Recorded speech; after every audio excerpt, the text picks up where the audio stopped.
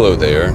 It is 3:18 p.m. on Tuesday, the 26th of May, 2026, and I am actually in the car headed to Atlanta for an impromptu social gathering that has a lot to do, chunks of tires, that is revolving around AI.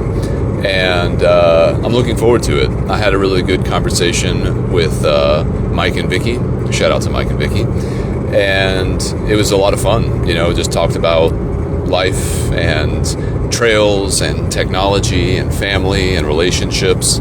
And, I've been mentioning that I want to hold myself accountable to what my new plans are going to be, and I got home at a certain point today. I don't really remember why, but I got on my computer shortly after Mike and Vicky, and then there was this advertisement for this AI meetup that's being put on by someone who I know. We used to work together at MailChimp, and he also is a cyclist and someone who I've bumped into in the real world a couple of times, and I've always liked him. And he is also someone who I wanted to reach out to as part of my 50 contacts. He's pretty high on the list. And so he's putting on this event.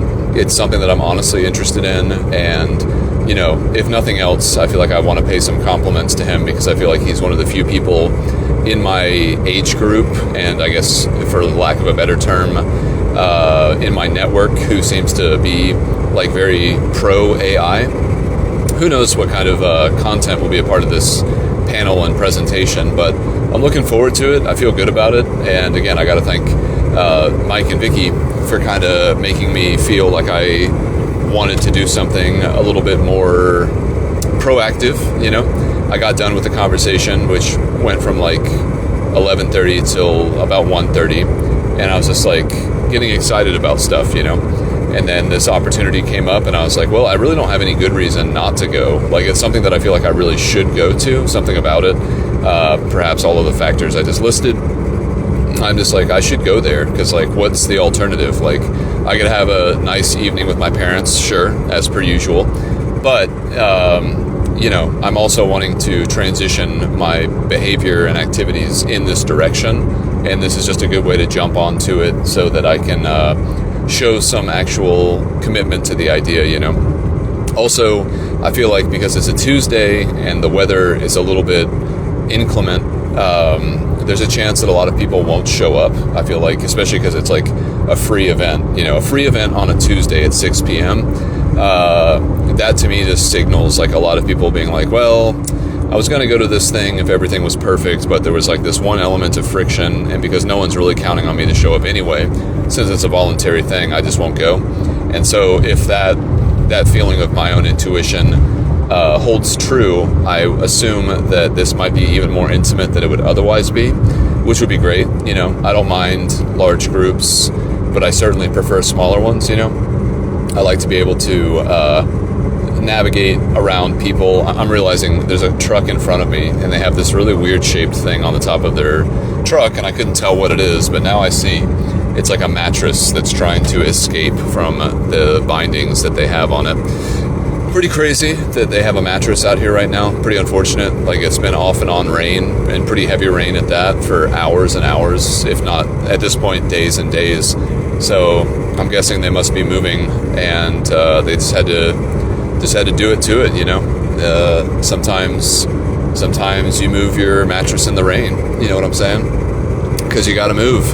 But that does not look like a good situation. There's only one strap on it, and the front is completely like vertical against the wind, like that song. And I guess it probably was about mattresses too. Against the wind. Oh, against the wind. I'm a mattress on top of a truck, and I'm against the wind. You know what I'm talking about? I think that you do. I won't be surprised if that thing flies off, which would be very, very unfortunate for the person and anyone behind them. But, I've seen a lot of mattress debris in my time, and it looks like this is the exact equation to get to that result. So, anyway, I got home, and I was like, I had a very similar sensation and familiar sensation. I was like, I need to go. Like, very oftentimes on the trail, when I would make a sudden plan change that was very time sensitive, I would be like, okay, well, I've got everything I need. I need to go. Like, there's nothing for it to stay anymore. Like, if it's going to work, I need to leave right now. And so I packed up like the most minimal portion of like the things that I need and jumped in my car. And now here I am, headed towards the city. I've gone, I don't know, about 60 miles or so, maybe a little less than that. But I didn't start timing it like immediately. But I'm hoping to get into Atlanta sometime within an hour, I hope. Like 4:30 would be great. And I've always parked in Cabbagetown. You know, I like Cabbagetown. I have a lot of memories and history in Cabbagetown. And it's always been a safe place for me to put my car. When I was in college, there was a year where, shout out to my dad, I lived at home because my dad had been laid off as like sort of a consequence of the Great Recession, some of the reverberations of that 2008 housing crisis, you know. And I felt like it was unfair of me to ask my parents to support me outside of the house because I didn't have a job. And so I moved home because I thought that was just easier for everyone.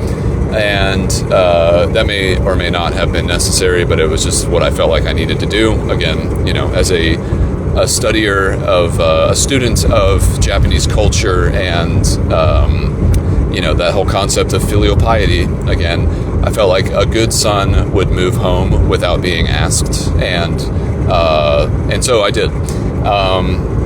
But I would drive to campus like every day, and I didn't park on campus because, you know, that would be expensive, and again, didn't have a job. I suppose I could have had a job, but when I was a student, I really just wanted to be a student. I didn't want to have to juggle my time with employment, which thankfully I didn't have to. So, yeah, I would park in Cabbagetown, and then I would bike from Cabbagetown to Georgia State campus. So, you know, I'd get a couple of miles in under my belt, and I'd be able to move around the city really easily. My entire experience in the city of Atlanta from college when I first moved there all the way until leaving for the Appalachian Trail in 2019, so like a 11-year span of living in Atlanta, I never really navigated the city very often with my car. I typically always did it by foot or by my bike. And I got to tell you, you know, it's I think it really changes the whole perception of the city when you don't have to worry about the thing that the city is most known for being the worst at. You know, Atlanta is definitely, I don't know about world famous, but certainly nation famous for how bad its traffic can be. And, you know, I'm someone who only would experience that periodically, if ever. Man, there's something jiggling in the back, that metal sound. I don't know if you can hear it, but man, it's loud. And so, you know, I've always just been able to navigate the city. Thankfully, my job, you know, has never required me to need to show up with much more than a computer. But yeah, I would choose where I lived in the city based on how far it was from my job. And then I was able to bike to my job with no problem. You know, all of the offices that MailChimp ever had very sophisticated like locker rooms with showers and safe bike storage that was away from like public view, you know, and all those kinds of things. And so I've always been a little bit spoiled, and I continue to be, I suppose. I consider it luck, you know. I just think that in general, I'm like 5% luckier than the average person, which, like, it's enough that you could feel it, but it's not so much that, like, you know, it inspires envy or whatever. But in any case, yeah, I'm on my way down, and I'm pretty excited about it.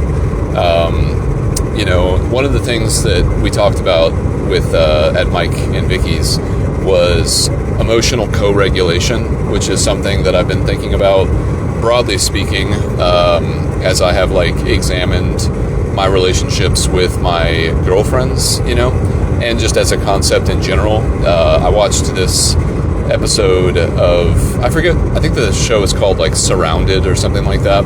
I oftentimes get suggested episodes of it where, you know, it'll be like, I don't know, 20 atheists surrounding one Christian, or 20 vegetarians surrounding one carnivore, or that kind of a thing. people who are very, very, associated with a certain type of ideology, and then they have someone to interact with that is the complete opposite ideology. And it's the only ones I've seen, it's been a pretty civil discussion. It gets a little heated, again, because these are like primary parts of people's identity. And when you're putting your identity up and forward as like something, well, there's just obviously a lot of ego involved. And when the ego's involved, that doesn't necessarily mean that people are operating primarily in their rational brain. In fact, I think that's probably where they're least likely to operate in that arena.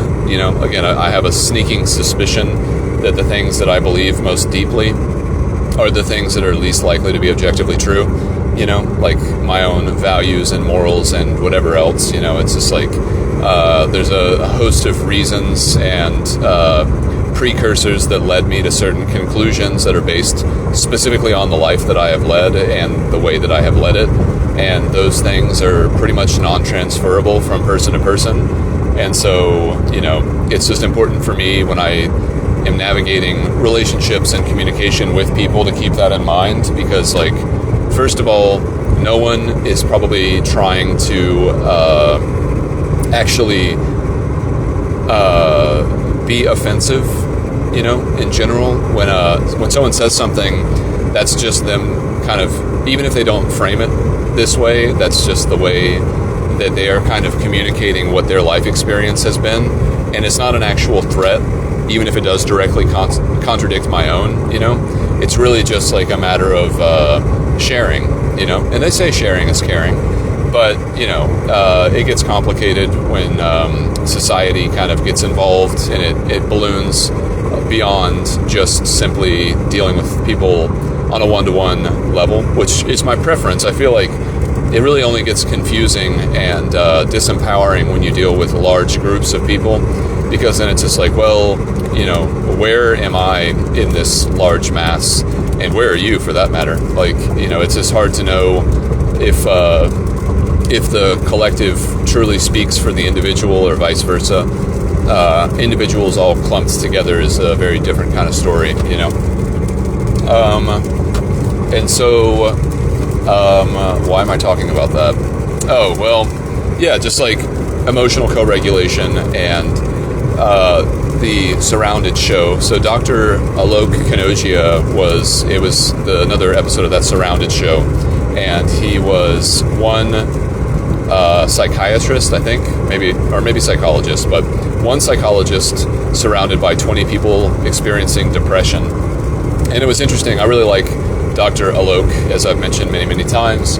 And the thing that I like about him is that he has both an Eastern and a Western perspective on, basically life. And I feel like that's where I try to inhabit my own understanding of myself and others. I feel like there is a starkly mechanical explanation for things, and that's where I lean on like Western medicine and Western thought to understand those things. Like, so, from medicine to Stoicism, I feel like those elements, when I'm trying to understand reality, that's what I pull from. And then when it comes to more philosophical and spiritual things, I go pretty much straight east, Like, obviously, I'm a big fan of Taoism, shout out to Art, and viewing things through that lens of the middle way, and, some Buddhist concepts and stuff. And I feel like that gives me a more well-rounded understanding of, well, I'm tempted to say like the arbitrary nature of everything, the arbitrary nature of human experience, maybe. It doesn't really matter, but it was interesting to me that Dr. Alok was speaking with one of these people who had depression, and the person who he was talking to was talking specifically about how they felt like, because of who they were, because of how they were raised, because of all these things, they had never been able to like express themselves, because in all of the communities that they were born into, they were basically rejected. And Dr. Alok said that, it's important for us as human beings to actually have other human beings to help us actually process the way that we feel, And it was interesting because I have certainly heard Dr. Alok say things that are the opposite of that sentiment, but it wasn't that I noticed that he was contradicting himself, because I don't think it's a contradiction. I just think that he was using that in an area, like he's able to kind of code switch, if you can call it that. So, you know, he can identify effective ways of trying to relay concepts that might be foreign to somebody who isn't familiar with them, obviously. And he can do it by, you know, translating a concept that we do have in the West, such as like co-regulation for emotions, into something that also has like a larger, more Eastern kind of idea about, you know, balance or not intertwining our identity so much with the things that we're feeling. I also watched another one this morning, another Dr. Alok video, and he was talking about it was something about social anxiety, and it was like someone had written in and said that when they go to work, they kind of hate themselves because they are always nervous and quiet, and they don't contribute much to conversations amongst their colleagues and stuff. And they wished that their real self, which they said is like witty and funny and gregarious and comes out when they're with their family, they wish that part would come out when they're at work, but they don't know how to unify those two selves, you know. And it was interesting the way that Dr. Alok kind of dissected that claim, because, you know, I just love the mind-bending stuff. Like, you know, I try to be very aware of my own biases, you know, and constantly not taking for granted the fact that whatever I have to say is not necessarily advice or critique for others. It's just like me reacting to reality, me reacting to the world, me reacting to a person. And so, you know, I really don't like giving advice, as I mention often, and I certainly don't like getting advice either, especially if I'm not asking for it. And so golden rule taking effect, it's like, okay, well, I won't give any then, and I'll try to always, you know, bookend whatever I say as my thoughts, my opinions, which I guess could just be a scapegoat now that I'm thinking about it, which is another level of awareness. But yeah, Dr. Alok was asking the person who had written in, he was like, well, what makes you think that this part of you that shows up when you're at work, what makes you think that's not the real part of you? And that the part of you that is funny and witty when you're with your family is the fake part? Like, where does that come from? Why is that? Like, if you're trying to understand something that you have identified as a problem, how did you even set the terms of being able to, you know, start to try to solve that problem, you know? And I just thought it was very interesting, because that's the kind of thing that I feel like I've tried to wrap my mind around with all of the stuff that I've done since 2019 or so, getting on the trail and stuff. It's just like, well, you know, I grew up as a person who definitely thought that I was right a lot of the time, and that necessarily that meant other people were wrong, especially if they couldn't defend why they felt the way that they did. For me, like, in order for me to express a feeling, I had to kind of intellectualize it and understand it enough to where I could actually talk about it as more of a tangible thing and less of a amorphous feeling, you know? And, you know, that's made me a certain kind of person, and I accept that. That's fine. I still respond the right way. There's nothing fundamentally different or broken or wrong about the way that I, like, kind of try to navigate my own experience of the world, but it certainly seems like one that's not necessarily common, although I could be wrong. I don't know. That's another interesting part about it. Perhaps everyone has a very similar experience and feeling, but there's just no meaningful way to convey it or discuss it with one another in a safe way, by and large. I assume that's probably true, considering things like theory of mind and the idea that everyone around you is having at least as deep of an experience of being a human being as you are. Whether or not they're able to put words to it is kind of irrelevant, and really, if I make that any kind of meaningful metric, that's just disconnecting me from other people anyway. So again, as I said, if I believe something is viscerally true, that means it's probably not. Or at least, even if it is a little bit, it's a better framework to be operating from, because at least I'm not going to get on my high horse and tell anyone about how they're wrong because they don't think the way that I think. I've been very content with the live and let live kind of philosophy for a long time, because I'm just like, if you don't agree with me or think the same way that I think, and it feels like it's a combative thing, it's like I'm never trying to convert somebody or like prove to them that they are wrong. Not anymore, not for many, many years, because I kind of realized that I was wrong, and I think everybody's wrong. And so to argue about the degree of our wrongness, that just seems very counterproductive, if you will. And so I'm content to just let everyone be a special individual and to learn from them and observe them without trying to influence behavior or belief, unless they're explicitly asking for it for some reason, which thankfully is rare. I think most people would rather not be told what to do or what to think. And so, it's just interesting stuff. And yeah, I'm carrying all of this kind of energy into the evening. I'm pretty sure I know exactly where this event is taking place. I saw a picture of it, and I was like, I know that bar. It's over off the west end, the west side of the Beltline, which, for me, I'm always a little confused. It's really more so like southwest, but maybe they do mention that it's like southwest, but I don't know. I only really learned the ability to do cardinal direction orientation because of like the Appalachian Trail and then bike rides, but in general, I'm not super good at like knowing space.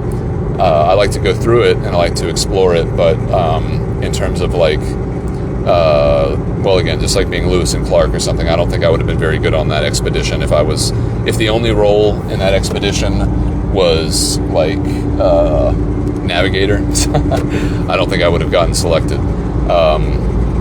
But yeah, I just got on to 85 proper, so I'm all the way through 985. So I don't know how far, maybe, 25 miles away from downtown Atlanta. The southbound side is looking pretty clear. The northbound side is definitely getting congested. So that's all good. I'm really, really hoping to get into Cabbagetown without much to show for it. It's going to be fun. I haven't been in that area for quite a while. Probably since... well, there was a period of time I went down to Atlanta for a brief stint. It was over the winter. I don't really remember. I remember the people who I got to see, but I don't remember exactly what month that was. But it was probably like January or something. Anyway, yeah. I feel like that's kind of all I might have to say right now. But I'm looking forward to this evening, and then I'm also staying at my aunt's house tonight. And her family is always fun to talk to in the morning.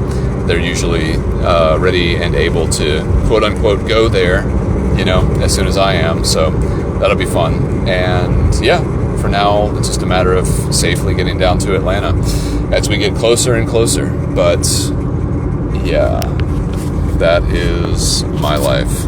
So for now, I'll leave it there with a classic shout out to my parents, love you, bye. Bye.